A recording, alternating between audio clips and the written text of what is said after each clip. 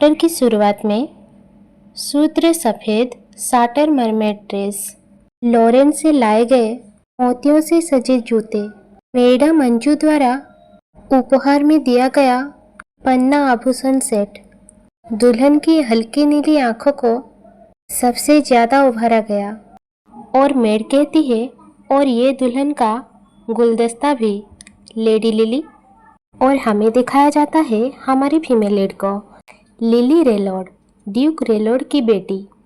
जिस फूल के नाम पर आपका नाम रखा गया है, लिली, वो पवित्रता और कुलीनता का प्रतीक है।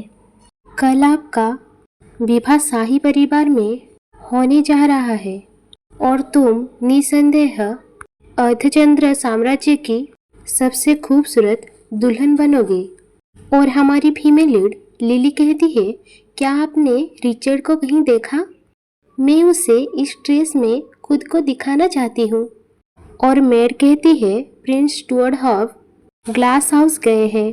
क्रेसेड किंगडम की परंपराओं के अनुसार शादी से एक रात पहले दुल्हन को दूल्हे से नहीं मिलना चाहिए। और लिली कहती है, रिचर्ड और मैं बचपन से एक दूसरे को जानते हैं। मुझे उन परेशान करने वाली परंपराओं की कभी परवाह नहीं होगी। Prince Richard Stuart. और हमें प्रिंस रिचर्ड और लिली को दिखाया जाता है जब वो 15 और 12 साल के थे। और लिली कहती है, ये मेरे बचपन का पहला खजाना था, सामाजिक पार्टियों में मेरा पहला डांस पार्टनर। जब रिचर्ड 17 साल का है, लिली 14 साल की। बचपन के दौरान वो सभी मासूम उम्मीदें, खुश रहने की चाहत के साथ। और लिली ग्लास हाउस जाते हुए मन में कह रही थी, मैं चुपके से वहाँ पहुँचती हूँ और रिचर्ड को सरप्राइज दूंगी। और वो वहाँ पहुँचकर कुछ आवाज़ें सुनती है। कोई कहता है, बेला, तुम्हारी खुशबू बहुत ही अच्छी है। और कोई कह रही थी, योर हाइनेस रिचर्ड, कोई निशान मत छोड़ना। जी हाँ, योर हाइनेस। और लिली देखती है उसकी सौतेली बहन बेला और रिचर्ड को किस करते हुए। और उसकी सौतेली बहन बेला कह रही थी, कल तुम लिली से शादी करोगे और उसे राजकुमारी बनाओगे। क्या इसका मतलब ये है कि तुम मुझसे मिलने कभी ड्यूक मैंसन नहीं आओगे? ये सुनकर रिचर्ड कहता है, हाँ, ये कैसे संभव है? वो तो बस एक लड़की है जो मुझे देखकर शर्मिंदा हो जाती है। वो कितनी बोरिंग है जो मुझे देखकर शर्मा जाती है। वो कितनी बोरिंग है। क्या तुम महसूस नहीं कर सकती कि मैं तुम्हें कितना याद करता हूँ? और ये सुनकर बेला कहती है, और रिचर्ड, मैं तुम्हारी हूँ। रिचर्ड कहता है, तुम मेरी लत हो, तुम मेरी दीवानगी हो। अचानक एक पौधे का गमला टूट जाता है और वो दोनों घबराते हुए लिली की तरफ देखते हैं। और लिली गुस्से में कहती है, रिचर्ड, कृपया मुझे समझाओ। कोई ऐसा व्यक्ति जो मेरे साथ विवाह के बंधन में बंधने वाला है, तुमने ऐसा मेरी बहन के साथ क्यों किया?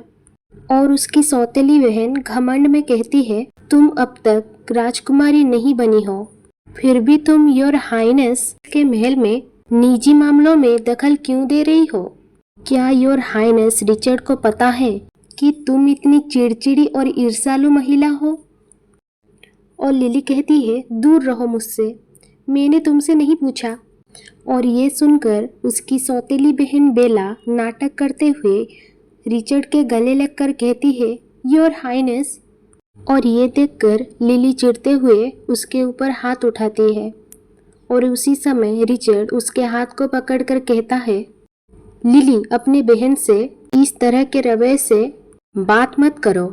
हमारे शादी का फैसला मेरे पिता ने किया था। तुम मेरी जिम्मेदारी हो, जबकि बेला मेरी खुशी है। आज जो कुछ भी हुआ उसे भूल जाओ और मेरे लिए अपना मुंह बंद रखो। कल भी तुम सबसे ईर्ष्या करने वाली दुल्हन रहोगी। कुछ भी नहीं बदलेगा। मेरी बात मानने वाली बनी, हमारे साथ जुड़ो और मैं तुम्हें अत्यधिक खुशी का अनुभव करा सकता हूँ। और वो लिली को किस करने की कोशिश करता है और लिली उसके हाथ को काटती है। और रिचर्ड कहता है, मुझे दर्द हुआ, ये पागल औरत। और वो लिली को धक्का देकर गिरा देता है। उसके बाद लिली कहती है, तीसरे राजकुमार रिचर्ड स्टुअर्ट, यदि तुम्हारे पिता जिन्होंने इस विवाह का प्रबंध किया है उनको पता चले कि तुम्हारा चुड़ैल की बेटी के साथ संबंध है, वो तुम्हारे साथ कैसा व्यवहार करेंगे। और ये सुनकर रिचर्ड घबरा जाता है। स्टुअर्ट शाही परिवार और रोलेट परिवार के बीच वैवाहिक गठबंधन खत्म हो गया है। और उसी समय अचानक से उसकी सौतेली बहन बेला के पीछे आकर कहती है, यदि मेरी छोटी बहन योर हाइनेस के लिए कोई रहस्य रखने के लिए सहमत नहीं होती तो अब मुझे ये सुनिश्चित करना होगा कि तुम फिर कभी बोल ना पाओ। और उसे जहर पिला देती है।